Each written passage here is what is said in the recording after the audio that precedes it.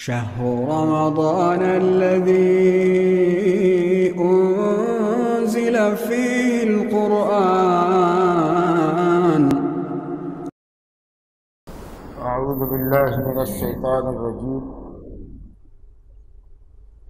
أم حسبت أن أصحاب الكهف والرقيم كانوا من آياتنا عجبا إذ أوى الفتية إلى الكهف فقالوا ربنا آتنا من لدنك رحمة وهيئ لنا من أمرنا رشدا فضربنا على آذانهم في الكهف سنين عددا ثم بعثناهم لنعلم أي الحزبين أحصى لما لبثوا أمدا نحن نقص عليك نبأهم بالحق إنهم فتية آمنوا بربهم وزدناهم هدى. مشرکین مکہ نے، قریش نے مدینہ میں یہودیوں کو خبر دی یا یہود کے عالموں کو خبر دی کہ مکے میں ایک شخص اٹھا ہے جو نبوت کا دعویٰ کرتا ہے محمد صلی اللہ علیہ وسلم کے تعلق سے، تو آپ کیا کہتے ہیں ان کے متعلق؟ تو انہوں نے کہا کہ ان سے 3 سوالات کرو، اور وہ سوالات تھے اصحاب کہف کے واقعے کے تعلق سے، روح کے تعلق سے، اور زمین میں طواف کرنے والا، پورب سے مشرق سے مغرب تک کی سیر کرنے والا ذوالقرنین، اس کے تعلق سے سوال کرو. چنانچہ مشرکین کا ایک ڈیلیگیشن نبی صلی اللہ علیہ وسلم کے پاس آیا اور انہوں نے آپ سے یہود کے اکسانے پر یہ 3 سوالات کیے. تو آپ نے کہا کہ کل بتاؤں گا، کل اس کا جواب دوں گا، لیکن آپ نے انشاءاللہ نہیں کہا. چنانچہ وحی نہیں اتری اور کل ہو کر کے آپ نے بیان نہیں کیا. اہل تفسیر کے مطابق 15 دن تک وحی کا سلسلہ رکا رہا اور وہ آپ سے پوچھتے رہے، اور نبی کریم صلی اللہ علیہ وسلم کو خفت کا احساس ہوتا رہا کہ کہیں اس خاموشی کو یہ ہماری تکذیب کی دلیل نہ بنا لے. بالآخر اللہ تعالیٰ نے آیتیں اتاری اور آپ نے ان کو بلا کر آیتیں سنائی. یہ یقیناً اس بات کی دلیل ہے کہ قرآن اللہ کا کلام ہے. اگر نبی صلی اللہ علیہ وسلم کا کلام ہوتا اور آپ کے بس میں ہوتا تو آپ دوسرے ہی دن ان کو سنا دیتے. اصحاب کہف کا، ذوالقرنین کا پورا واقعہ تفصیل سے بیان کر دیتے، لیکن آپ نے خاموشی اختیار کی، ایک لفظ نہیں کہا. یہ سب واقعات بنی اسرائیل کے تھے. نو زمانے میں آپ موجود تھے، نہ آپ کے پاس کوئی علم تھا، نہ آپ نے انجیل اور زبور پڑھی تھی، نہ توریت کا علم کسی سے لیا تھا. کہیں کسی معلم کے سامنے آپ نے کبھی زانوی تلمس طے نہیں کیا تھا. تو جو لوگ کہتے ہیں کہ قرآن محمد صلی اللہ علیہ وسلم کا کلام ہے، نعوذ باللہ، اگر یہ کلام آپ کا ہوتا تو آپ دوسرے ہی دن ہو کر بنا دیتے کلام اور پیش کر دیتے. تو جہاں یہ خفت کا احساس تھا، وہی اس بات کی بھی یہ دلیل ہے کہ قرآن اللہ کا کلام ہے، محمد کا کلام نہیں ہے. اگر ہوتا تو وہ کل ہو کر بیان کر دیتے، پھر ان کو اتنا انتظار کرنے کی کیا ضرورت تھی؟ تو اس میں نبوت کی دلیل ہے اور قرآن کی کتاب الہی ہونے کی دلیل ہے. اور آگے اللہ رب العالمین نے ایک طرح سے سرزنش کی ہے کہ آئندہ کبھی بھی کسی چیز کا کوئی وعدہ مستقبل کے تعلق سے نہ کیجیے، کوئی بھی بات مستقبل کے تعلق سے نہ کیجیے جب تک کہ انشاءاللہ نہ کہیں. اور ٹھیک اسی طریقہ کی بات اور ناکامی اور خفت کا احساس ہوا تھا حضرت سلیمان علیہ السلام کو، جنہوں نے یہ کہا کہ رات، آج کی رات، یا کوئی ایک رات، دن میں کہا ہوگا کہ رات، آج کی رات میں اپنی بیویوں پر چکر لگاؤں گا، یعنی تمام بیویوں سے صحبت اور مجاورت کروں گا. اور وہ کل 100 کے قریب تھی، کم و بیش. کچھ لوگ 90 کہتے ہیں، کچھ لوگ لونڈیوں کو ملا کے کہتے ہیں، لیکن حدیث میں بہرحال ہے کہ 100 بیویوں پر میں چکر لگاؤں گا اور سب کی سب حاملہ ہوں گی، اور 100 گھوڑ سوار اللہ کے راستے میں جہاد کرنے والا پیدا ہوگا۔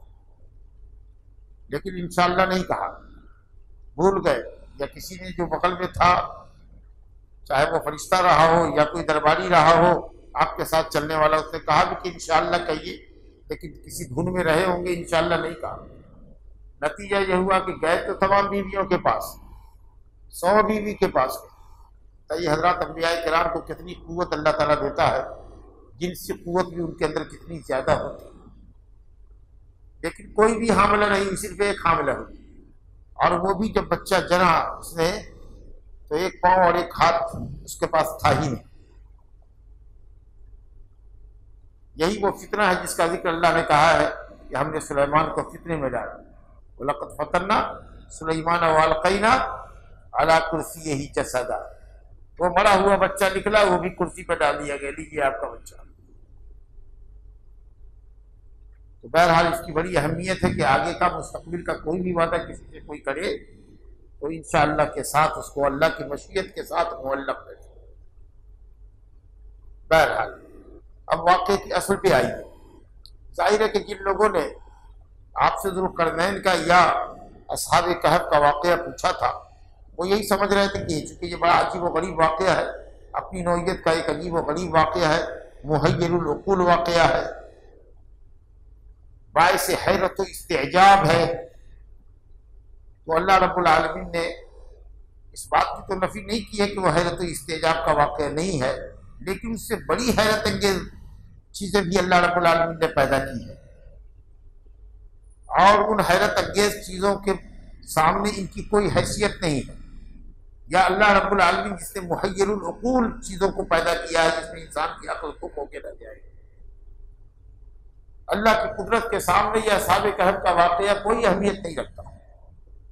جس اللہ نے آسمان اور زمین کو پیدا کیا، آسمان کو بغیر ستون کے کھڑا کیا ہے، اور جس زمین کو اللہ رب العالمین نے بچھایا ہے اور اس پر اس کو مزین کرنے کے لیے، اس کو بنانے اور سنوارنے کے لیے نت نئی چیزیں اللہ نے دھرتی پر زمین کے اوپر پیدا کی ہیں، اور ایک وقت آئے گا کہ ساری کچھ چیزیں بلیا میٹ ہو جائیں گی اور زمین ایک چٹیل میدان کی طرح ہو جائے گا، ایک روٹی کی طریقہ سے ہو جائے گا، بالکل چکنا، نہ کوئی اس میں گڑھا ہوگا، نہ کوئی اس میں اونچائی ہوگی، لا تری فیہا عوجا ولا امتا، نہ کہیں بلندی ہوگی، نہ کہیں پستی ہوگی، نہ کہیں کچی ہوگی، بالکل زمین پلین ہو جائے گی ایک روٹی کے طریقے سے، توا کی روٹی کے طریقے سے۔ یہ سب چیزیں حیرت انگیز ہیں۔ اللہ نے عرش بنایا ہے، کرسی بنائی ہے، جو مخلوقات میں سب سے بڑی مخلوق ہے، ان کے سامنے اس واقعے کی کوئی بڑی اہمیت نہیں، اور جو اللہ اتنا بڑا قادر مطلق ہے، کتنی بڑی وسیع و عریض کائنات کو بنا سکتا ہے، لخلق السماوات والارض اکبر من خلق الناس، جو انسانوں کی پیدائش کے مقابلے میں بہت بڑی چیز ہے آسمان اور زمین کی پیدائش۔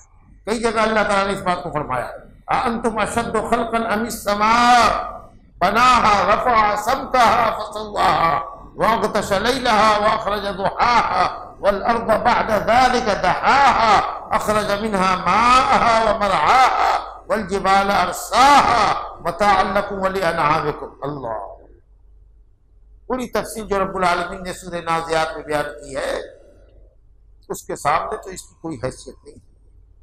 چلو بہرحال رب العالمین فرماتا ہے کہ ہم نے زمین پر جو کچھ بھی پیدا بنایا ہے، یہ جو زینت دی ہے، زمین کو مزین کیا ہے، لِنَبْلُوَهُمْ أَيُّهُمْ أَحْسَنُ عَمَلًا، تاکہ ہم لوگوں کو آزمائیں کہ ان میں کا کون عمل کے اعتبار سے اچھا ہے۔ کیا آزمائش کے بعد اللہ رب العالمین کے علم میں کوئی نئی چیز آتی ہے، یا پہلے سے وہ چیز ہوتی ہے موجود؟ پہلے سے ہوتی ہے۔ انسان کی آزمائش کے بعد جو چیز ہوتی ہے اس کو رب العالمین پہلے جان رہا ہوتا ہے، ایسا نہیں کہ آزمائش اور اختبار کے بعد کوئی نئی چیز اللہ کے علم میں بڑھتی ہے۔ تو پھر لِنَبْلُوَهُمْ لِيَبْتَلِيَهُمُ اللَّهُ لِيَبْتَلِيَ اللَّهُ مَا فِي صُدُورِهِمْ وَلِيُمَحِّصَ مَا فِي قُلُوبِهِمْ، یہ جو اللہ رب العالمین آزمائش کرتا ہے کس کے لیے؟ تاکہ ان کی حقیقت لوگوں کے سامنے ظاہر کر، اور پھر اس لیے بھی کہ جزا اور سزا کا تعلق انسان کے کرنے سے، اس لیے وہ عمل اللہ تعالیٰ دیتا ہے، آزماتا ہے تاکہ انسان کرے تو پھر وہ جزا یا سزا کا مستحق ہو۔ ایسا نہیں کہ ہم آزمائیں، دیکھتے ہیں کہ کون نیک عمل کرتا ہے، یہ تو اللہ کو پہلے سے معلوم ہے کہ یہ احکام ہم اتاریں گے تو کون عمل کرے گا اور کون نہیں کرے گا، یہ تو روز عدل سے اس کو معلوم ہے۔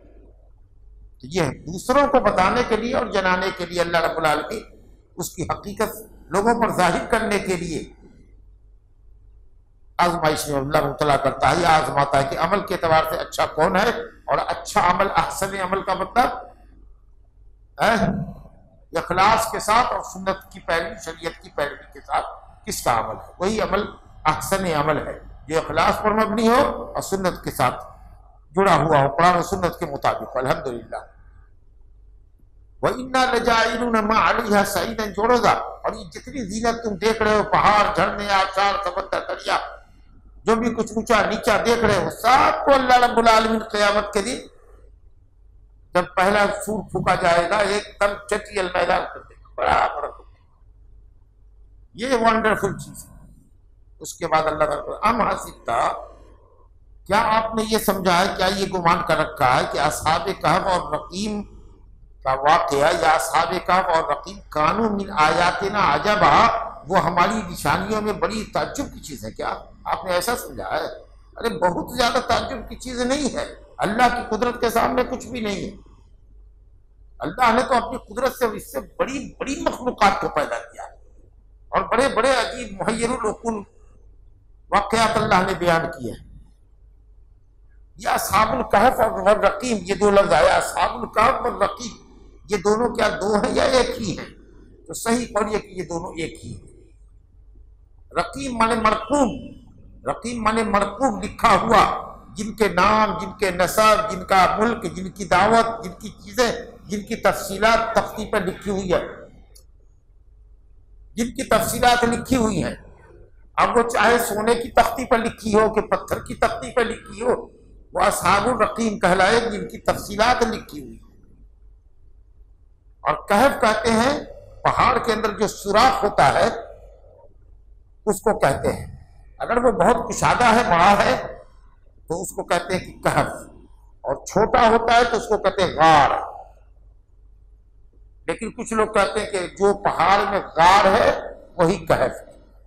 بہرحال، اور یہ اصحاب کہف جن کی تفصیل قرآن نے بیان کی ہے وہ آ رہا ہے۔ کچھ لوگوں نے کہا کہ رقیم تو وہ ہیں جن کی تفصیل آئی ہے، اور اصحاب کہف سے مراد غار والے وہ 3 بنی اسرائیلی ہیں جو غار میں بارش سے چھپنے کے لیے گئے تھے یا رات گزارنے کے لیے گئے تھے، تو ایک بڑی سی چٹان نے لڑک کر کے غار کا منہ بند کر دیا تھا، اور کوئی صورت جب نکلنے کی نہیں آئی تو تینوں نے اپنے اپنے نیک عمل کا واسطہ دیا، اللہ کو وسیلہ پکڑا۔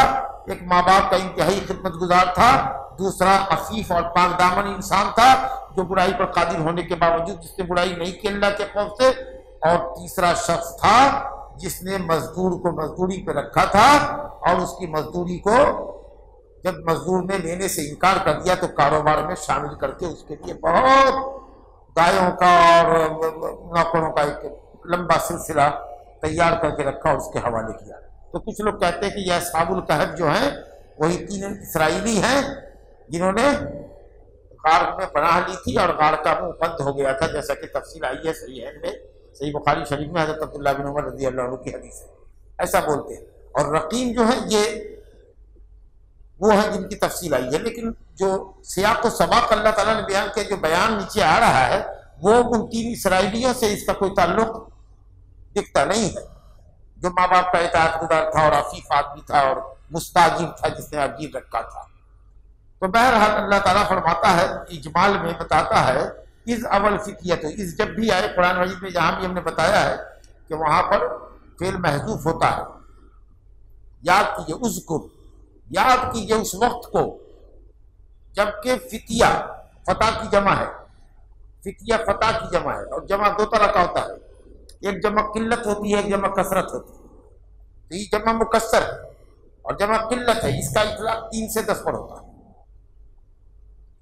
تو یقیناً وہ جو نوجوان تھے وہ اسی عدد کے اندر تھے، اس اول فتیہ الی الکہف، غار میں انہوں نے پناہ لی تھی، اور غار میں جب انہوں نے پناہ لی اور اس کی وجہ کیا ہوئی وہ نیچے آ رہی ہے تفصیلات، کہ وہ اہل توحید تھے یہ نوجوان، اور جو بستی کے لوگ اور قوم کے لوگ جو تھے، خود بادشاہ جو ان کے ملک کا تھا، جو بھی نام رہا ہو اس کا، اس سے اپنے کو بحث نہیں۔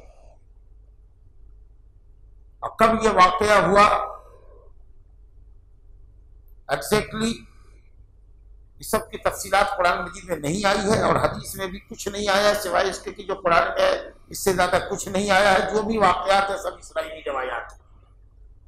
تو بہرحال انہوں نے بادشاہ کے دربار میں توحید کا بہت زبردست بیان دیا، اور پھر ان کو یہ لگا کہ اتنی کھل کر کے توحید کی دعوت دینے کا انجام یہ ہوگا کہ ہم دار و گیر ہمارے ساتھ ہوگی، پکڑے جائیں گے، اور ہو سکتا ہے کہ ہم کو پیش کیا جائے اور سخت سزا دی جائے۔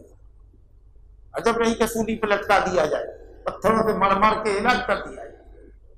تو انہوں نے اپنی جان کو، اپنے ایمان کو، اپنی عزت کو، اپنی جان کو، اپنے ایمان کو بچانے کے لیے وہ آبادی سے بھاگے، اور انہوں نے کسی غار کو پناہ لیا۔ الی الکہف، اب کچھ لوگ کہتے ہیں کہ الکہف میں الف لام جو ہے یہ خاص کہف تھا ان کا، جو ان کے دماغ میں ٹارگیٹ میں تھا، لیکن صحیح قول یہ کہ کوئی ٹارگیٹ میں نہیں تھا، ایک غار تھا، لیکن جاتے جاتے کسی بھی غار میں وہ چلے گئے، ایسا کچھ نہیں تھا کہ پہلے سے کوئی معہود ذہنی تھا ان کے ذہن میں کوئی غار تھا کہ اس میں جا کر کے چھپیں گے۔ بہرحال جو بھی آبادی سے دور ان کو غار سیف لگا ان کے لیے، اس سیف غار کے اندر انہوں نے اپنے آپ کو ڈالا، اور بڑی زبردست دعا کی جو دنیا اور آخرت کی ہر بھلائی کو شامل یہ دعا ہے۔ ربنا آتنا من لدنک رحمہ، اے اللہ تو اپنے پاس سے ہم کو رحمت عطا فرما، اپنے پاس سے۔ ہمارا کوئی عمل ایسا نہیں ہے کہ جو ہمارے لیے رحمت اور تیری مغفرت کو ثابت کر دے۔ یہ ہے بندے کا تواضع اللہ کے ساتھ۔ فاغفر لی مغفرۃ من عندک، دعا پڑھتے ہیں نا، فاغفر لی مغفرۃ من عندک، اپنے پاس سے، اپنے فضل سے، اپنے احسان سے ہمارے گناہ معاف کر دے۔ تیرا فضل ہوگا، احسان ہوگا۔ تو ربنا آتنا من لدنک، اپنی طرف سے، اپنے فضل کے صدقے میں اللہ تعالی ہم کو رحمت عطا فرما۔ رحمت سے مراد ہماری جان کی حفاظت فرما، ہمارے دین کی حفاظت فرما، ہمیں رشد و ہدایت نصیب فرما، اور ہمیں روزی عطا فرما کہ ہم تو بھاگے ہیں تو کچھ کھانے پینے کا بھی نہیں ہے، کب تک کتنے دن تک چھپنا پڑے گا، اور لوگ ہماری چکر میں کہاں کہاں گھومیں گے ہم کو پکڑنے کے لیے، کوئی منیس و غمخوار نہیں ہے، ہم ہی کچھ لوگ ہیں، تو روزی بھی دے، ہماری حفاظت بھی فرما، اور ہماری ہدایت بھی فرما۔ اللہ اکبر۔ ربنا آتنا من لدنک رحمہ وہیئ لنا من امرنا رشدا، اور حیّ مانے یسر، سہل، قرب، آسان کر دے اور قریب کر دے ہمارے معاملے کو رشد و ہدایت سے۔ ہمارا ہر معاملہ رشد و ہدایت پر مبنی، ہمارے معاملے کا انجام رشد اور ہدایت ہو۔ بہت جامع دعا ہے۔ بہرحال جب غار میں گئے، اللہ تعالیٰ تدبیر کرتا ہے، جو اللہ پر بھروسہ کرتا ہے اللہ اس کو کافی دیتا ہے۔ اللہ رب العالمین نے خوب گہری نیند سلا دی، کھانے کی ضرورت ہی نہیں، کیا کھانے پینے کا کوئی جھنجٹ ہی نہیں، سلا دیا اللہ نے۔ فضربنا علی آذانہم، کان پر اللہ تعالیٰ نے دویز پردہ رکھ دیا تاکہ کوئی آواز باہر کی کان میں پڑے ہی نہیں، کیونکہ کان میں آواز جب پڑے گی تو نیند گہری نہیں آئے گی، اور آدمی گہری نیند کا لطف تبھی لیتا ہے جب سماعت اس کی بند ہو جائے، جب تک سنتا رہے گا نیند نہیں آئے گی اس کو۔ جی اللہ کا نظام دیکھیے کیسے نیند دیتا ہے، دماغ کے اوپر نیند آتی ہے، کان سننا بند کر دیتا ہے۔ تو اس لیے اللہ تعالیٰ نے خاص اس عزم کا ذکر کیا کہ جب تک کان کے اوپر دویز پردہ نہ ڈالا جاتا گہری نیند اتنی لمبی نہیں آتی۔ شور ہنگامے میں آپ کو نیند آتی ہے کیا؟ نہیں آتی، نیند بھی آئے گی تو فوراً جگ جائیے گا۔ تو گہری نیند لینے کے لیے ضروری ہے کہ صاحب کان سننا چھوڑ دے۔ فضربنا علی آذانہم، موٹی دویز تہ اللہ نے کان کے اوپر رکھ دی جو سماعت تک کوئی چیز کو پہنچنے نہیں دے رہی تھی۔ یہ کنایہ ہے کس سے؟ نوم عمیق سے، گہری نیند اللہ نے ان کو سلا دی۔ فی الکہف سنین عددا، عددا اے معدودہ، سال جو گنے ہوئے تھے، کاؤنٹڈ تھے، کتنے؟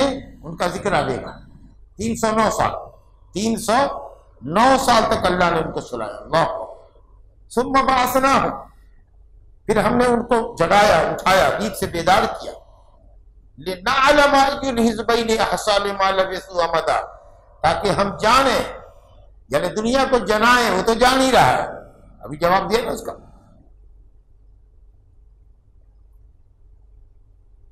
تاکہ یہ لوگوں کو جنائیں ای الحزبین احصی لما لبثوا امدا، کہ دو گروپ میں سے کون گروپ اس مدت کو زیادہ شمار کر رہا ہے جو مدت وہ غار میں ٹھہرے سو کر، سونے کی حالت میں۔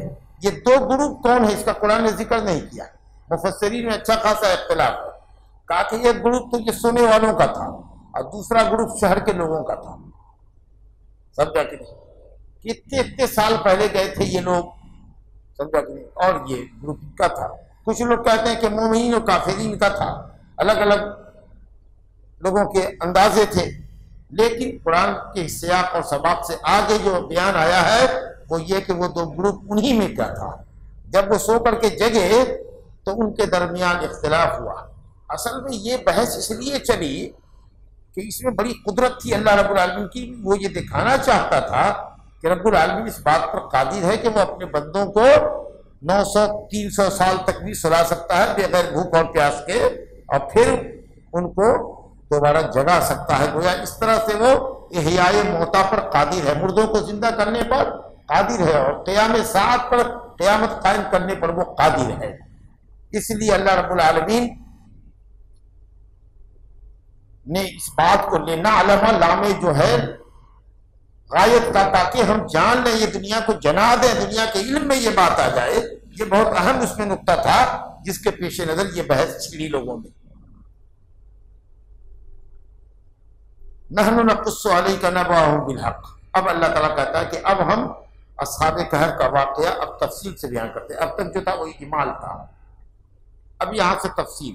اجمال سننے کے بعد تفصیل سننے کے لیے طبیعت راغب آدمی کی زیادہ ہوتی ہے، اس سے اجمالی بیان کے بعد تفصیلی بیان ہوتا ہے۔ کہتا ہے اللہ تعالیٰ ہم بیان کرتے ہیں ان کا واقعہ، نبا کہتے ہیں اہم خبر کو، عام خبر نہیں، خبر میں بھی جو اہم خبر ہوتی ہے اس کو نبا کہتے ہیں۔ تو ہم ان کی اہم خبر آپ کو بیان کرتے ہیں بالحق، بالکل سچی حق کے ساتھ اور تفصیل کے ساتھ، جو آپ کو قرآن کے علاوہ کہیں نہیں ملے گی تفصیل۔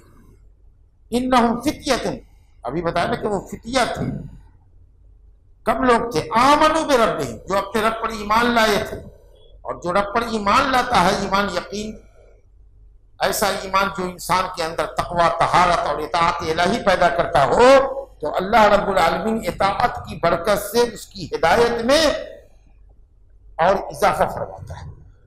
تو وہ کہتا ہے آمنوا بربہم وزدناہم ہدی، اور ہم نے ان کی ہدایت میں، ان کے ایمان میں اطاعت کی وجہ سے اور بڑھوتری کر دی تھی۔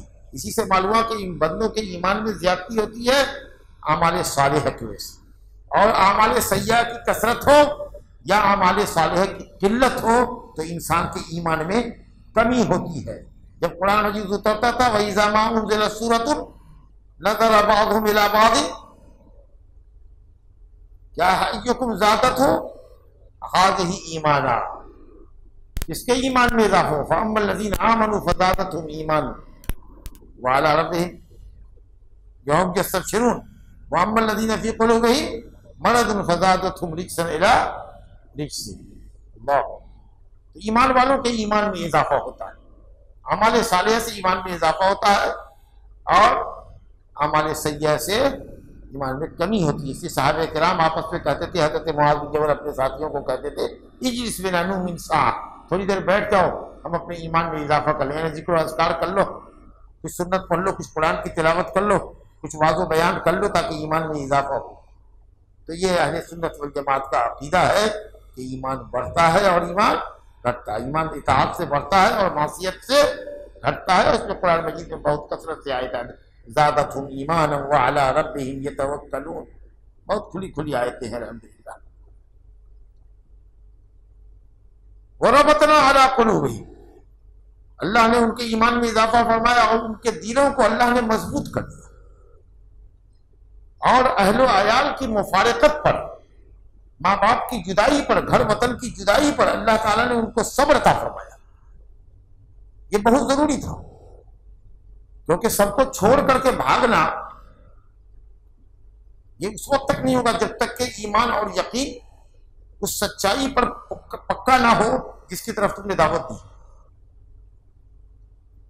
تو بغیر صبر کے نہیں ہو سکتا تھا، اسی اللہ نے کہا کہ ہم نے ان کے دلوں کو بہت مضبوط کر دیا تاکہ ایسا نہ ہو کہ مار پیٹ کے ڈر اور خوف سے یہ پیچھے ہٹ جائیں۔ اگر دھر پکڑ ہو ان کی اور 2-4-10 ڈنڈا لگے تو کہیں ٹھیک ہے ہم معافی مانگتے ہیں، آئندہ توحید کا آواز نہیں کریں گے، سمجھا کہ نہیں؟ تو اس لیے اللہ نے ان کے دلوں کو مضبوط کر دیا، اور ہر آنے والی مصیبت کو سہنے کی اللہ نے ان کو طاقت دیا، اور اس لیے انہوں نے برسر عام، برسر مجلس، برسر دربار، بادشاہ کے دربار میں انہوں نے توحید کا آواز کیا۔ اس قوم کھڑے ہو گئے انہوں نے توحید کے آواز کے لیے اور کہا ربنا رب السماوات والارض، ہمارا رب وہ ہے جو زمین و آسمان کا رب ہے، خالق ہے، رازق ہے، مدبر ہے، عدم سے وجود بخشنے والا ہے، رب اس کو کہتے ہیں۔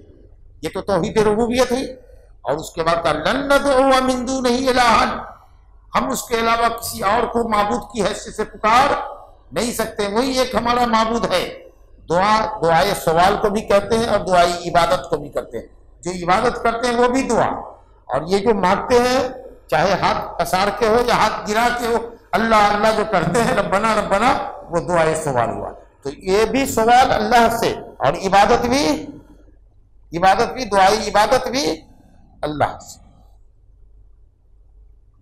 لن ندعو من دونہ الہا، ہم اس کے علاوہ کسی کو الہ نہیں پکارتے، اور اس کے علاوہ کوئی الہ معبود ہے بھی نہیں، جس طرح سے اس کے علاوہ کوئی دوسرا رب نہیں ہے۔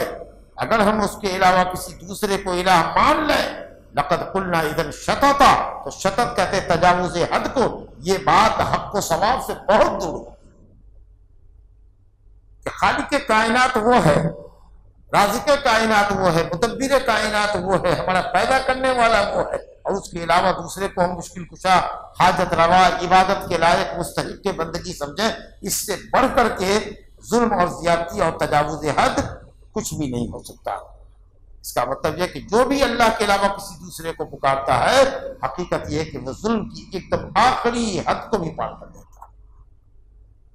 ہؤلاء قوم اتخذوا من دونہ آلہۃ، یہ ہماری قوم کے لوگ جو ہیں جنہوں نے اللہ کے علاوہ بہت سے آلہہ معبود بنا رکھے ہیں، لولا یاتون علیہم بسلطان بین، یہ لولا تحذیر کے لیے، ابھارنے کے لیے ہے، اور ایک طرح کا چیلنج ہے کہ یہ کیوں نہیں دوسروں کو معبود بنائے ہوئے ہیں، تو دلیل لائیں کہ جو خالق نہیں ہے، جو رازق نہیں ہے، جو محیی اور ممیت نہیں ہے، جو مدبر کائنات نہیں ہے، وہ بھی بندگی کے لائق ہے، غیر اللہ عبادت کے لائق ہے، اللہ کے علاوہ دوسرے بھی بندگی کے لائق ہے۔ اس پر دلیل لے آئے، کیوں نہیں لاتے ہیں؟ لاؤ دلیل۔ کچھ دلیل نہیں ہوتی کسی مشرک کے پاس، صرف اس کے کہ انا وجدنا آباءنا کذالک یفعلون، انا وجدنا آباءنا کذالک یفعلون، بات تعالیٰ کو ایسے ہی کرتے ہوئے دیکھا، اسٹیچو کے سامنے کھڑے ہو کر کے نمن کر رہے ہیں، گھنٹہ بجا رہے ہیں، یہی دیکھا ہے اور کچھ نہیں دیکھا۔ ولا تدع من دون اللہ، کیا ہے وہ آیت؟ ولا تدع مع اللہ الہا آخر، یا ہے افحسبتم انما خلقناکم عبثا وانکم الینا لا ترجعون فتعالی اللہ الملک الحق لا الہ الا هو رب العرش الکریم ومن يدع مع اللہ الہا آخر لا برہان له به، اس پر کوئی دلیل نہیں۔ شرک کی حقیقت یہی ہے کہ اس پر کوئی دلیل ہی نہیں۔ یہ لائیں دلیل پیش کریں، اگر اللہ کے علاوہ دوسروں کو انہوں نے معبود بنا رکھا ہے تو یہ دلیل کیوں نہیں لاتے؟ واضح دلیل دیں کہ اللہ کے علاوہ بھی کوئی پوجے جانے کے لائق ہے۔ اگر نہیں ہے تو فمن اظلم ممن افترى علی اللہ کذبا، تو اللہ کا کسی کو شریک سمجھنا، کسی کو پارٹنر سمجھنا، اللہ کی بندگی میں کسی کو شریک سمجھنا، اس سے بڑا جھوٹ اللہ کے اوپر کچھ بھی نہیں ہو سکتا۔ جھوٹ میں سب سے بڑا جھوٹ اللہ پہ جھوٹ کرنا ہے، اور کسی جگہ میں کسی کو آنے سے روکنے میں سب سے بڑا ظلم اللہ کے گھر میں آنے سے روکنا ہے۔ کئی جگہ قرآن مجید میں کئی آدمیوں کے تعلق سے کہا گیا ہے وَمَنْ أَظْلَمُ مِنَ اللَّهِ وَمَنْ أَظْلَمُ مِمَّنْ مَنَعَ مَسَاجِدَ اللَّهِ، اس سے بڑا ظالم کون ہوگا؟ یہاں پر وَمَنْ أَظْلَمُ مِمَّنْ، افترا علی اللہ، اس سے بڑا ظالم کون ہوگا؟ تو ظالم تو کوئی ایک ہی سب سے بڑا ہوگا، اسم تفضیل ہے، سب سے بڑا ظالم۔ تو اس معنی میں جو معنی یہاں ذکر کیا گیا ہے، جھوٹ بولنے میں سب سے بڑا ظالم وہ ہے جو اللہ کا پارٹنر اور شریک کہتا ہے کسی کو، اس سے بڑا جھوٹا کچھ نہیں، اس سے بڑا کوئی جھوٹ ہو نہیں سکتا۔ وَمَنْ أَظْلَمُ مِمَّنْ مَنَعَ مَسَاجِدَ اللَّهِ أَنْ يُذْكَرَ، اللہ کے نام کو، اللہ کی عبادت کرنے سے روکنا مسجد میں، اس سے بڑا ظالم اور کوئی نہیں ہو سکتا۔ چلیے، اب جب کہ انہوں نے یہ واز کر دیا تو ظاہر ہے کہ اب خطرات محسوس کر رہے تھے کہ اب دھرپکڑ شروع ہو، تب انہوں نے یہ کہا، کوئی سی تم اس وقت کو یاد کیجیے کہ انہوں نے یہ کہا کہ ہم قوم سے الگ ہو جائیں، قوم سے بھاگ چلیں، ورنہ یہ زبردستی کریں گے، اصرار کریں گے۔ وَمَا يَعْبُدُونَ إِلَّا اللَّهَ، اور جن کو یہ اللہ کے علاوہ پوچھتے ہیں ان کے معبودوں کو بھی چھوڑ کے بھاگ جائیں، یعنی قوم کو اور قوم کے معبودان باطلہ سے ہم لوگ علیحدگی اختیار کر لیں۔ سمجھا؟ معلوم ہوا کہ گنہگاروں کے ساتھ رہنے میں خطرہ ہوتا ہے، خطرہ ہوتا ہے کہ آدمی کہیں رفتہ رفتہ آ نہ جائے۔ فَأْوُوا إِلَى الْكَهْفِ، چنانچہ وہ چلے گئے غار میں، انہوں نے پناہ لیا۔ يَنْشُرْ لَكُمْ رَبُّكُمْ مِنْ رَحْمَتِهِ وَيُهَيِّئْ لَكُمْ، چلو چلو چلو، ایک دوسرے کو کہہ رہے ہیں چلو کیوں نہیں الگ ہو جاتے۔ يَنْشُرْ لَكُمْ رَبُّكُمْ، اللہ تعالیٰ اپنی رحمت پھیلائے گا تم پر۔ وَيُهَيِّئْ لَكُمْ مِنْ أَمْرِكُمْ مِرْفَقًا، اور تمہارے حسب حال معاملے کو اللہ رب العالمین کر دے گا، ایسا معاملہ مرفقا جو تمہارے حسب حال ہوگا، جس سے تم نفع حاصل کرو گے، ایسا معاملہ ہو جائے گا۔ وَيُهَيِّئْ لَكُمْ مِنْ أَمْرِكُمْ مرفقا۔ اب اس کے بعد جب غار میں گئے صاحب اور اللہ نے ان کو صلاح دیا، تو اللہ تعالیٰ کی رحمت دیکھیے کہ دھوپ کی کرنیں بھی ان پر پڑنے نہیں دی اللہ رب العالمین۔ وَتَرَى الشَّمْسَ إِذَا طَلَعَتْ، اگر آپ اس غار کو جا کر کے دیکھیں تو آپ دیکھیں گے سورج جب نکلتا ہے تو ان کے غار سے تزاور و تمیل ہو، زور اسی سے ہے، زور جھوٹ، کیونکہ جھوٹ حق سے ہٹا ہوا ہوتا ہے۔ تزاور، دیکھیں گے آپ جب سورج طلوع ہوتا ہے تو ان کے کہف سے داہنے طرف ہو کے کٹ کے نکل جاتا ہے سورج۔ وَإِذَا غَرَبَتْ، اور جب سورج ڈوبتا ہے تو تَقْرِضُهُ ذَاتَ الشِّمَالِ، ان سے کٹ کے نکل جاتا ہے بائیں طرف۔ غار میں دھوپ نہیں پڑتا، دھوپ نہیں پڑتی غار میں، تاکہ کرنوں کی جو شعاع ہے، کرن جو ہے سورج کی کرنیں، اس کی وجہ سے ان کے بٹن جلے نہیں ایک لمبی مدت تک۔ وَهُمْ فِي فَجْوَةٍ مِّنْ، اللہ تعالیٰ کے غار کشادہ غار میں تھے۔ کچھ لوگوں نے کہا کہ کنارے میں ایسا تھے کہ غار کی روشنی نہ پڑے۔ ارے اللہ کی قدرت ہے بھائی، کدھر سے بھی اللہ تعالیٰ اگر سورج سامنے سے بھی نکال رہا ہے، مان لو کہ لوگ کہتے ہیں کہ اتر میں دروازہ تھا، یہ کہتے ہیں ابن کثیر اور دوسرے لوگوں نے کہ پورب میں اگر دروازہ ہوتا تو روشنی آتی، پچھم میں دروازہ ہوتا تو ڈوبتے ہوئے سورج کی روشنی نہیں آتی، اٹھتے ہوئے ہو کی آتی جی، اور پچھم میں دروازہ ہوتا تو پورب سے اگر بلاک ہوتا تو سورج کی روشنی طلوع کے وقت نہیں پڑتی، غروب کے وقت پڑتی۔ لیکن اللہ تعالیٰ کا داہنے سے کٹ جاتا تھا اور بائیں سے ڈوبنے کے وقت کٹ جاتا تھا۔ اس کا مطلب یہ کہ دروازہ اتر میں تھا، لیکن کسی طرف سے بھی دروازہ اگر ہو مان لیجئے تو اللہ کہتا ہے یہ ہماری نشانی ہے۔ اگر مان لو کہ پورب میں بھی دروازہ ہے تو ہم وہاں اس کو بلاک کر دیں گے، روک دیں گے، کہیں گے نکلو تم ادھر سے، دائیں کٹ کے نکلو، ادھر نکلو، ہمارے نیک بندوں کے بدل پر مت کرنا، ان کو تکلیف ہوگی۔ چلچلاتی ہوئی دھوپ جب پڑے گی تو یہ پریشان ہو کر کے اٹھیں گے۔ تو اس بحث میں جو لوگ پڑھے ہیں کہ اتر میں دروازہ تھا کہ دکن میں تھا کہ پورب میں تھا پچھم تھا، کدھر بھی رہا ہو، اللہ تعالیٰ اس بات پر قادر ہے کہ اس کو دھوپ کو دائیں بائیں سے کٹ کر دے۔ بہرحال کیونکہ اللہ تعالیٰ کہتا ہے ذالک من آیات اللہ، یہ اللہ کی نشانی، تو کمال نشانی یہ ہوگی کہ سورج پڑتا بدن پر، لیکن سورج کو حکم نہیں تھا کہ تمہاری کرن ان کے جسم پر پڑے، نہ طلوع کے وقت نہ غروب کے وقت، دن کے کسی بھی حصے میں سورج کی کرن نہیں پڑنی چاہیے۔ آپ سمجھ رہے ہیں نا؟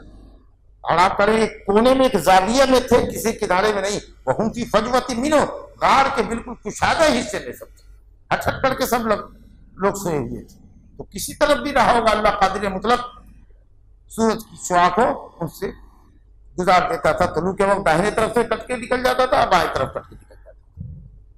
مَن يَهْدِ اللَّهُ فَهُوَ الْمُهْتَدِ، جس کو اللہ ہدایت دے وہی ہدایت یافتہ ہے، اور جس کو اللہ گمراہ کر دے فَلَن تَجِدَ لَهُ وَلِيًّا مُرْشِدًا، اس کو کوئی رشتہ ہدایت کرنے والا، اس کا کوئی ولی دوست کارساز نہ پاؤ گے. جس کو اللہ گمراہ کرتے اس کو کوئی بھی دنیا کا آدمی ہدایت نہیں دے سکتا.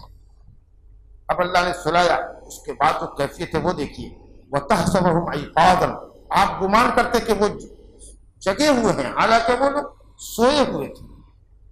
وَتَحْسَبُهُمْ أَيْقَاظًا وَهُمْ رُقُودٌ، اب کیسے سمجھیں گے؟ آنکھیں کھلی ہوئی تھی.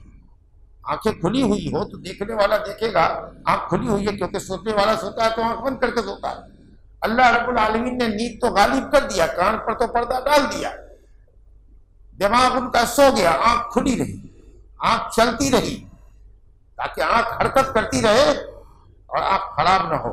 ورنہ اتنے لمبے وقت تک اگر آنکھ بند رہتے تو ہو سکتا ہے کہ اس میں بیماری اور خرابی پیدا ہو. جی تو آنکھ کو اللہ نے کھلا رکھا تھا. کچھ لوگ کہتے ہیں کہ کروٹ اتنا اللہ تعالیٰ کہتا ہے وَنُقَلِّبُهُمْ ذات الیمین و ذات الشمال، دائیں بائیں جو کروٹ بدلتے رہے، کچھ زیادہ ہی کروٹ بدلتے رہے ہوں گے تاکہ آدمی سمجھا جائے کہ سویا ہوا نہیں جگا ہوا. جب تک آدمی جگا رہتا ہے کروٹ زیادہ لیتا ہے، سوتا ہے تو کروٹ کم لیتا ہے.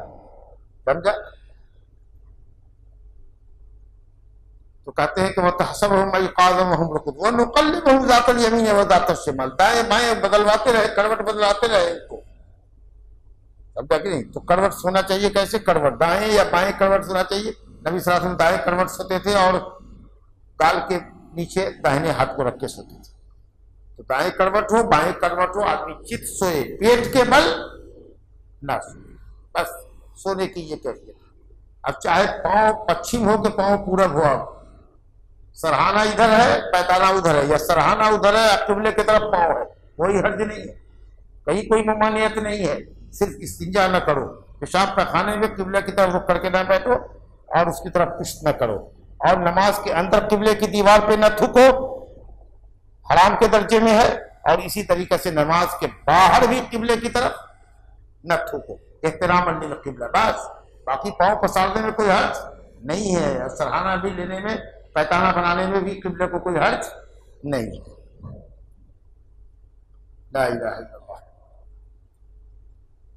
تو کا الٹ پلٹ کرتے رہے تاکہ اگر بدل غار سے پتھر سے، یا مان لیجئے کہ اگر کچھ مٹی نما پتھر رہا ہو تو یہ حصہ سڑ نہ جائے، گوشت خراب نہ ہو جائے مٹی سے لگ کر کے، یا یہ ہے کہ خون کا دوران بھی چلتا رہے. کیونکہ ایک ہی پہلو پر اگر یہ سوئے رہتے تو خراب ہو جاتا، باڈی مفلوج ہو جاتی، خون کا دوران رک جاتا. وَقَلْبُهُمْ بَاسِطٌ ذِرَاعَيْهِ بِالْوَسِيلَةِ، اور انہوں نے اپنے ساتھ کتے بھی لے لیے تھے تاکہ حفاظت کے لیے. معلوم ہوا کہ آدمی اپنی جان کی حفاظت کے لیے کتا لے جا سکتا ہے، اپنے گھر کی حفاظت کے لیے کتا پال سکتا ہے، اپنے فارم ہاؤس کی حفاظت کے لیے کتا پال سکتا ہے. کوئی شکاری ہے تو شکار کرنے کے واسطے کتا، سدھایا ہوا کتا معلم جس کو آپ نے ٹرین کر رکھا ہے، اس طرح کے کتے آپ پال سکتے ہیں. اور وہ آپ کے گھر میں بندھا رہے گا تو انشاءاللہ یہ اختیارات کا ثواب نہیں ہوگا. ہاں بلا ضرورت کے کتا پالے ہوئے شوق ہے، ضرورت ہے جائیداد کی حفاظت کرنے کے لیے، بلڈنگ کی حفاظت کرنے کے لیے بہت پیسہ ہے، فارم ہاؤس ہے آپ کا، جی مال مویشی بہت ہے، جنگلوں میں چڑھتے ہیں، بھیڑیوں سے بچانے کے لیے کئی کتے پال رکھے ہیں، پال سکتے ہیں. بہرحال انہوں نے کتا ساتھ رکھا تھا. اللہ اکبر. کتا بھی کتنا خوش نصیب ہے کہ اس کا ذکر قرآن مجید میں اللہ تعالیٰ نے فرمایا. نیک لوگوں کے ساتھ رہنے والا کتا بھی جو ہے نا، یہ خاص کتا ہو گیا کہ اللہ نے اس کا ذکر کیا. اچھے لوگوں کی صحبت میں جو لوگ رہتے ہیں وہ اچھے ہو جاتے ہیں، سمجھ لگے. اور اچھا آدمی اگر برے لوگوں کی صحبت میں رہتا ہے تو اکثر برا ہو جاتا ہے، ساتھیوں پر اثر انداز نہیں ہوتا، ساتھی اس پہ اثر انداز ہو جاتے ہیں. کون یہ کہہ سکتا ہے کہ ہم اتنے اچھے آدمی ہیں کہ ہم اگر اتنے برے لوگوں کے ساتھ رہیں گے تو ہم سب کو اچھا کر دیں گے؟ ایک تم سب کو اچھا کر دو گے، اتنے سارے لوگ مل کے تم کو برا نہیں کر سکتے کیا؟ اسی لیے کہا گیا ہے کہ اچھے ساتھیوں کی صحبت اختیار جی، اور خاص کر اہل بدعت کے ساتھ نہ بیٹھو. رفتہ رفتہ رفتہ رفتہ زہر تمہارے دماغ میں ڈالے گا. بدعتی مولوی کے ساتھ اٹھنا بیٹھنا کرو گے، وہ کچھ نہ کچھ شک شبہ تمہارے اندر ڈالتا رہے گا. سلف کے یہاں آتے تھے، ابن سیرین وغیرہ کے یہاں کوئی بدعتی آیا، معلوم کہ بدعتی ہے، تو کہا کہ ہم آپ سے کچھ پوچھیں گے نہیں، ہم کو صرف اپنی مجلس میں بیٹھنے دیجیے، بس ہم کچھ نہیں پوچھیں گے. کہا کہ تم پوچھو یا نہ پوچھو لیکن مجھے اپنے اوپر اعتماد نہیں ہے، ہو سکتا ہے کہ تمہاری صحبت کا اثر ہم پر پڑے، ہم گڑبڑ ہو جائے، اس لیے تم میری مجلس میں نہیں بیٹھ سکتے، جاؤ یہ مجلس خالی کرو۔ جی اللہ، سوچیے ہم کو سمجھا لیں گے کہ وہ آپ کو سمجھا لے گئے تب؟ اللہ کو کہا کہ کتا جو ان کا تھا باسط الذراعی، اپنے دونوں ہاتھ کو پھیلائے ہوئے تھا، کتا بیٹھتا بھی ویسے ہی نہ ہے، اگلے دونوں ہاتھوں کو، جانور کی اگلی دونوں ٹانگیں ہاتھ کہلاتی ہیں، ذرا اپنے ذرا کو اگلے ہاتھ کو زمین پر پسار کے بیٹھتا ہے، زمین سے لگا کے، اس لیے کہا گیا کہ سجدہ کرو تو کتے کے طریقہ سے اپنے ہاتھ زمین پہ نہ بچھاؤ کہ ہنیاں الگ رکھو، اب بغل میں آدمی ہے تب ایسا نہیں کہ اس کو کہ ہنی مار رہے ہیں، اپنے حساب سے اس کو ہٹا کے رکھو، مگر زمین پر ایسے بچھا کر کے رکھنا یہ طریقہ نہیں ہے، یہ کتے کے طریقہ سے سمجھا کہ کتا تھا، اپنے دونوں ٹانگوں کو زمین پر بچھا کر کے بیٹھا ہوا تھا، کہاں پہ؟ بالوسیط، دروازے پہ، باب موصدہ، نار موصدہ، دروازہ بند کیا ہوگا جہنم میں، کہیں سے کوئی ہوا بھی نہیں جہنم میں آئے گی، کیونکہ ہوا لگے گی تو کہیں آگ اس کی دھیمی نہ ہو جائے، جی بند کرو تاکہ ساری شعاعیں، ساری حرارت اسی کے اندر رہے، نار موصدہ، وسیع سے بعد دروازہ، دروازے پر کتا بیٹھا ہوا اور اس کی بھی آنکھیں پھٹی پھٹی، حالانکہ وہ بھی سو گیا، ساتھی لوگ سو گئے تو اس سے بات کرنے والا کون تھا؟ کھلاتا کون اس کو؟ وہ بھی سو گیا اور اس کی آنکھیں بھی چمکتی رہی تاکہ اگر کوئی جائے تو اس خوفناک منظر کو دیکھ کر کے بھاگے، اندر جانے کی ہمت اس کو نہ۔ اللہ، یہ سب انتظام تھا، نبی اطلع علیہ، اللہ تعالیٰ کہتا ہے کہ اگر آپ اس منظر پر مطلع ہوتے ہیں نبی، لَوَلَّيْتَ مِنْهُمْ فِرَارًا وَلَمُولِيتَ مِنْهُمْ رُعْبًا، تو آپ بھاگتے، سرپٹ بھاگتے اور روب سے بھر جاتا آپ کا سینہ، خوف سے بھر جاتا ہے، اتنا بھیانک منظر بنا دیا تھا اس غار کا۔ وَكَذَلِكَ بَعَثْنَاهُمْ لِيَتَسَاءَلُوا بَيْنَهُمْ، جس طریقے سے ہم نے ان کو سلایا ویسے ہی اللہ نے کہا کہ بعثناہم، ہم نے ان کو اٹھایا، باس کہا، باس اسی کو کہتے ہیں باس بعد الموت، موت کے بعد اٹھائے گا، کیونکہ سلایا تھا، نوم اخو الموت، النوم اخو الموت، اللہ یتوفی الانفس حین موتها، اللہ یتوفی الانفس حین موتها، جی تو یہ نیند جو ہے وہ موت کا بھائی ہے، موت جیسی ہے، اور جب آپ نیند سے بیدار ہوتے ہیں، جگتے ہیں تو ایسے جیسے کہ آدمی دوبارہ جگتا ہے، دوبارہ اٹھتا ہے، اسی لیے اللہ نے باس کا ذکر کیا تاکہ باس بعد الموت یاد کرو، ہر صبح جب جگتے ہو تو سوچو ایک نئی زندگی ملی۔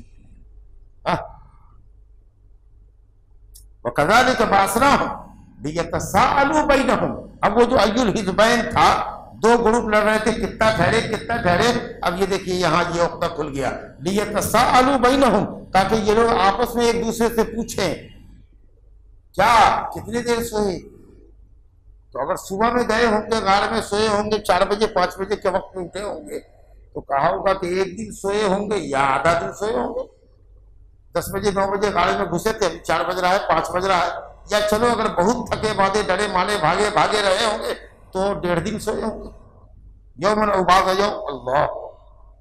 ایک گروپ تو یہ کہہ رہا تھا، دوسرے گروپ نے کہا ربکم اعلم بما لبثوا، اللہ ہی جانتا ہے کہ کتنا سوئے، سمجھا کہ نہیں؟ اور یہ گروپ اچھا تھا جو اللہ تعالیٰ کہ اللہ جانتا ہے کہ کیا سوئے، اور اللہ جو جان رہا ہے وہ اللہ نے اس امت کے لیے بتا دیا کہ کتنا دن سوئے، وہ آگے کی آیت میں ذکر ہے۔ وَقَالُوا رَبُّكُمْ أَعْلَمُ بِمَا لَبِثْتُمْ فَابْعَثُوا، چلو ٹھیک ہے، ایک کو بھیجو، فَابْعَثُوا أَحَدَكُمْ بِوَرَقِكُمْ هَٰذِهِ، یہ چاندی کا سکہ لے کر کے بھیجو کسی کو، سمجھا، ایک کو بھیجو، سب چلو گے تو پکڑے جاؤ گے۔ ان کو اندازہ نہیں تھا کہ اب صدیاں بیت گئی ہیں، تو سمجھ رہے تھے کہ 1-2 دن کے بعد جائیں گے، سب لوگ جائیں گے تو پکڑے جائیں گے، ایک آدمی جائے گا تو چھپ چھڑا کر کے کہیں سے کچھ کھانا لے آئے گا کیونکہ جگہ ہے تو بھوک لگی ہے، لا الہ الا اللہ، کہا کہ کسی ایک کو بھیجو، فَلْيَنْظُرْ أَيُّهَا أَزْكَىٰ طَعَامًا، جا کے وہ دیکھے کہ کون پاکیزہ حلال طیب کھانا کہاں ملے گا، وہ لے کر کے آئے، حلال طیب، حرام مال لے کے نہ آئے، شبہ والا لے کے نہ آئے، ایک دم حلال طیب پاکیزہ لے کے آئے، اور بعض نے کہا ازکا سے مراد کہ حلال طیب اور لذیذ بھی لے کے آئے، اس کا مطلب یہ کہ حر آدمی کو ادھیکار ہے، ہر آدمی کو یہ حق ہے کہ وہ لذیذ کھانا کھائے، جی تازہ کھانا کھائے، اچھا کھانا کھائے۔ فَلْيَأْتِكُم بِرِزْقٍ مِّنْهُ، اس پیسے سے جا کر کے وہ روزی لے آئے۔ وَلْيَتَلَطَّفْ، اور وہ جو جائے تو دکان سے نرمی سے بات کرے گا، ٹیڑھی سے بات نہیں کرے گا، ورنہ پکڑا جائے گا کون ہے، کیا ہے، ایسا ہے ویسا ہے، دو چار آدمی جمع ہو جائیں گے تو کون ہے، کہاں کرانے والا ہے، تو راز کھل جائے گا۔ اس سے جائے چھپ چھڑا کر کے نرمی سے گفتگو کرتا ہوا دکان سے کچھ لے کر کے آ جائے۔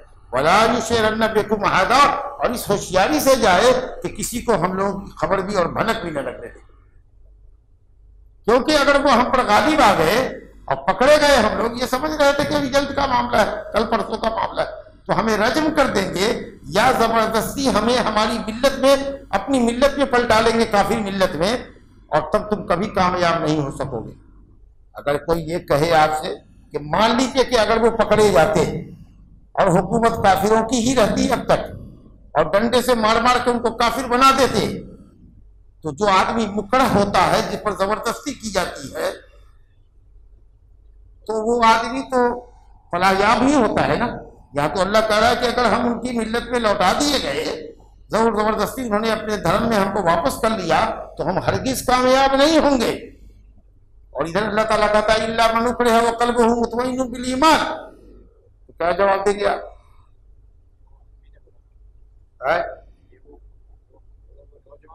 تو ٹھیک تو بولا نا، تو وہ سمجھ رہا تھا کہ ایسا کریں گے ہمارے ساتھ، ہم کامیاب نہیں ہوں گے۔ پڑھے لکھے نوجوان تھے آپ کی طرح سے، وہ کہہ رہے کہ ہم کامیاب نہیں ہوں گے اگر زبردستی کر دیے گئے، تو زبردستی بھی ان کے دین میں ہم لٹا دیے گئے تو ہماری یہ زبردستی بھی ہمارے لیے بھاری پڑے گی، ہم فلاح یاب نہیں ہوں گے۔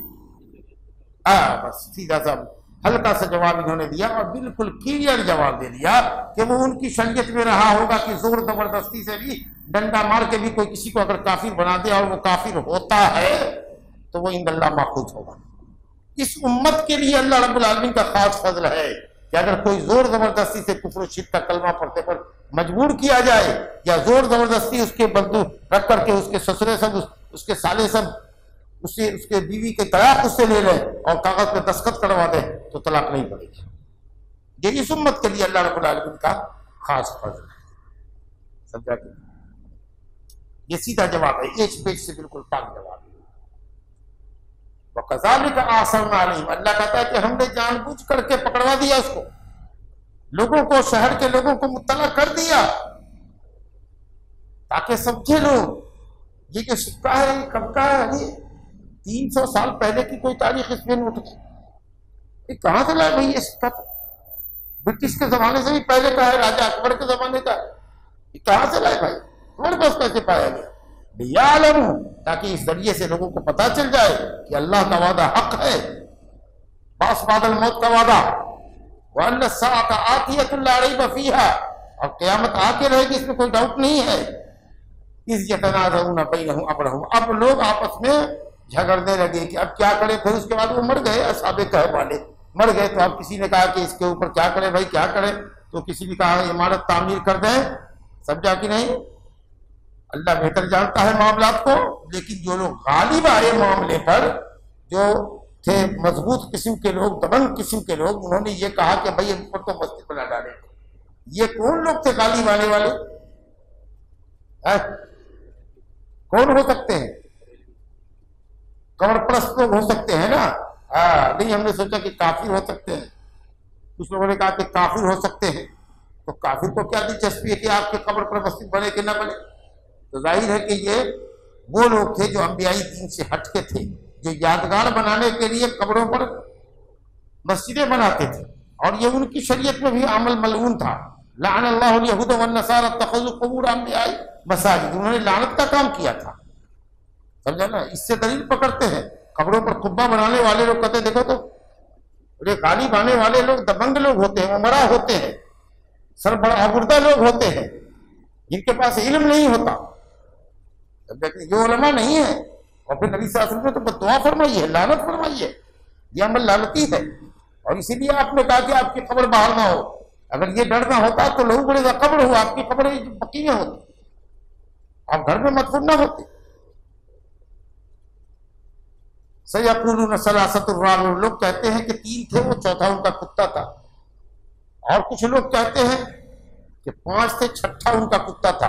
2 قانون، 2 عدد کو بتا کے اللہ کہتا رجم بالغیب، یہ بے سند بات ہے، اٹکل پچو ہے، اندھیرے میں تیر جلانے جیسا ہے، نشانے پر تیر لگتی نہیں ہے، رجم بالغیب ہے، بلا دلیل کی کوئی بات ہے۔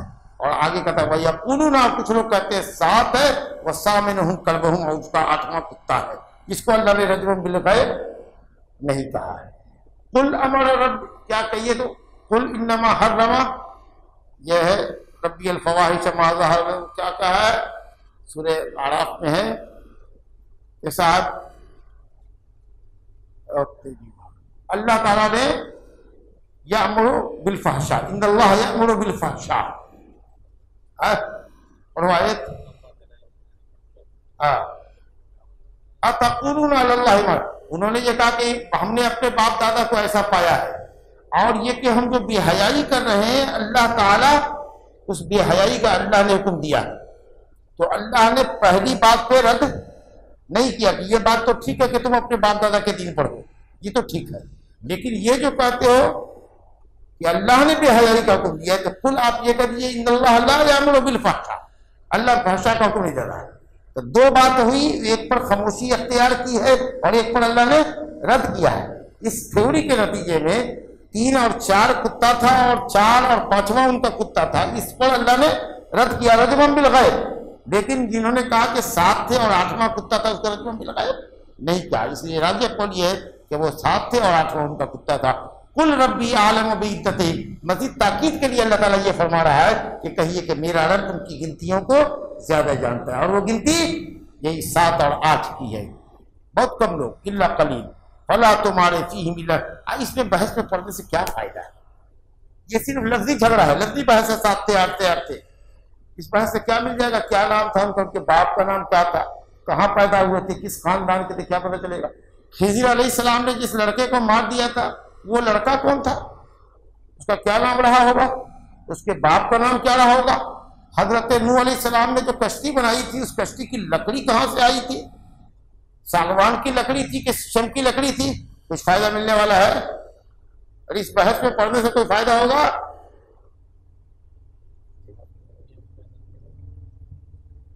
حضرت موسیٰ علیہ السلام کی ماں کا نام کیا تھا؟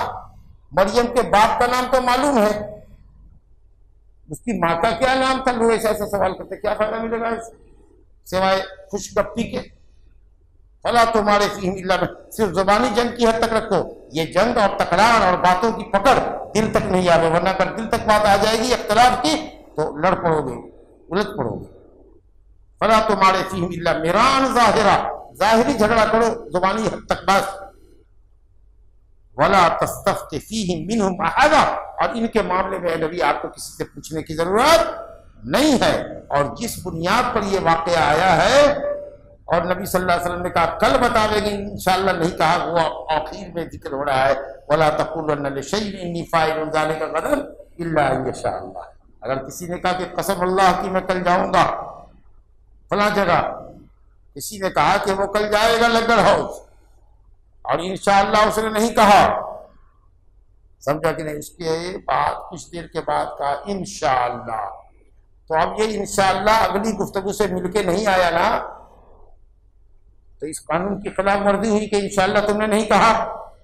تو اب جب کہ تم کو یاد آیا، بھول کر کے تم نے نہیں کہا، اب جب کہ یاد آیا 1 گھنٹے کے بعد تو انشاءاللہ کہہ دیا، تو اب گناہ تو نہیں ہوا، لیکن اگر نہیں جاؤ گے تو کفارہ لگ جائے گا۔ لیکن اگر مصیبت کہتے کہ انشاءاللہ واللہ میں کل انشاءاللہ جاؤں گا، تو یہ اللہ کی مشیت پر معاملہ معلق ہوتا، اگر نہیں جاتے تھے تو قسم کا کفارہ نہیں لگتا۔ اہل علم نے کہا کہ اگر انشاءاللہ ساتھ ساتھ گفتگو کے جڑا ہوا نہ ہو، اور ساتھ کا مطلب کیا ہے؟ جملہ ملا ہوا ہونا چاہیے، مجلس سے ہونی چاہیے؟ نہیں، مجلس سے ہونی چاہیے، کیونکہ ایک مجلس ایک ہے، البیعان بالخیار ما لم یتفرقا، بائع اور مشتری کو اختیار رہتا ہے جب تک کہ وہ مجلس میں رہیں، جب تک دونوں کے جسم الگ نہ ہو ایک دوسرے سے، یا کوئی ایک اس مجلس کو چھوڑ کے نہ جائے، تب تک اختیار رہتا ہے۔ تو اگر ایک مجلس میں ہم بولے اور آدھے گھنٹے کی بھی مجلس رہے، اور اس میں ہم نے اٹھنے سے پہلے کہا انشاءاللہ کل جاؤں گا لنگر حوض، اور نہیں گیا تو قسم کا کفارہ نہیں لگے گا انشاءاللہ، کیونکہ ایک مجلس جو ہے چاہے جتنی بھی لمبی ہو وہ ایک ہی مجلس ہوتی ہے۔ لا الہ الا اللہ الا ان یشاء اللہ وذکر ربک اذا نسیت، اپنے رب کو یاد کرو، یعنی انشاءاللہ کہو جب بھول جاؤ تو، وقل عسى ان يهديني ربي لاقرب من هذا رشدا، اور کہو کہ اللہ تعالی ہمیں ہدایت دے تاکہ ہم اپنی رشد و ہدایت سے قریب ہو جائیں۔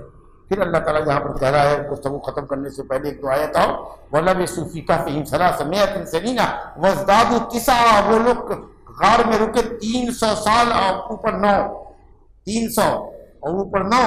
لوگوں نے اب یہ کہا کہ 300 تھا شمسی مہینہ، شمسی سال، اور 309 تھا قمری سال۔ یہ اللہ تعالیٰ یہ دو کو بات فلسفہ کیسا ہوتا ہے، یہ تو جھگل ہو گیا، نہیں سمجھے، یہ تو پہلی ہو گئی۔ ارے اسلام میں جو تاریخ معتبر ہے وہ کون سی تاریخ ہے؟ یسألونک عن الأہلہ، وہ تاریخ جو تاریخ چاند سے مربوط ہے۔ شمسی قمری کا کہاں فرق لے آئے مفسرین؟ سیدھی کہو کہ آیت کا جو رسول آیت ہے، غدا، احدا، رشدا، 9، اگر ایسا نہیں ہوتا 309 سنین پر اگر ختم ہوتا تو آیت کا رسول آیت ٹوٹ جاتی، وہ حسن کلام کا ختم ہو جاتا، اس لیے وہ 309 ہی سال ہے اور وہ چاند والا سال ہے۔ لیکن 309 نہ کر کے اللہ نے کہا 300 وازدادوا 9، تاکہ آیت کا جو ختم ہونے کا جو رسول آیت کا جو انداز ہے وہ انداز باقی رہ جائے۔ قل اللہ اعلم بما لبثوا، کہو کہ اللہ زیادہ جانتا ہے جس مدت کو جو وہ ٹھہرے، اب وہی تو اللہ نے بتا دیا خود ہی، ولبثوا فی کہفہم، وہ ٹھہرے 309 سال۔ یہ تاکید کے لیے اللہ غیب زمین و آسمان کے غیب کو جانتا ہے۔ ابصر بہ واسمع، یہ فعل تعجب ہے، کیا ہی اللہ دیکھتا ہے اور کیا ہی اللہ سنتا ہے۔ رات کے اندھیرے میں کالی پتھر پر کالی چوٹی اگر چل رہی ہے تو اس کو بھی رب العالمین دیکھ رہا ہے، اور اگر اس کی چال میں بھی کوئی حرکت سننے کی ہو تو اللہ اس کو سن رہا ہے۔ حضرت عائشہ کہتی ہے کہ خولہ جب آئی اپنے شوہر کی شکایت لے کر کے، جنہوں نے زہار کیا تھا، تو میں گھر کے بغل میں تھی، کچھ باتیں سنی کچھ نہیں سنی، لیکن رب العالمین نے عرش کے اوپر سے سنا اور آیت اتار دی، قد سمع اللہ قول التی تجادلک فی زوجہا۔ اللہ کیا ہی دیکھتا ہے اور کیا ہی سنتا ہے۔ ما لہم من دونہ، ان کے لیے اللہ کے سوا کسی کے لیے بھی، ہم مسلمان کے لیے اور کافروں کے لیے بھی اللہ کے علاوہ کوئی ولی اور کارساز نہیں ہے۔ کاش تم یہ سمجھتے اس بات کو۔ ولا یشرک فی حکمہ احدا، اور اللہ کے حکم کونی میں جس کا تعلق خلق اور تدبیر سے ہے، اور حکم شرعی آیات اور احکام سے ہے، کاش کہ نہ اللہ کی کائنات میں کسی کو شریک کرتے اور نہ اللہ کے علاوہ کسی کو امر کا حکم دیتے کہ صاحب آپ شریعت کا قانون بنا دیجیے، حلت و حرمت کا حکم دیتے۔ هذا وبالله التوفيق وصلى الله على نبينا محمد وآله وسلم۔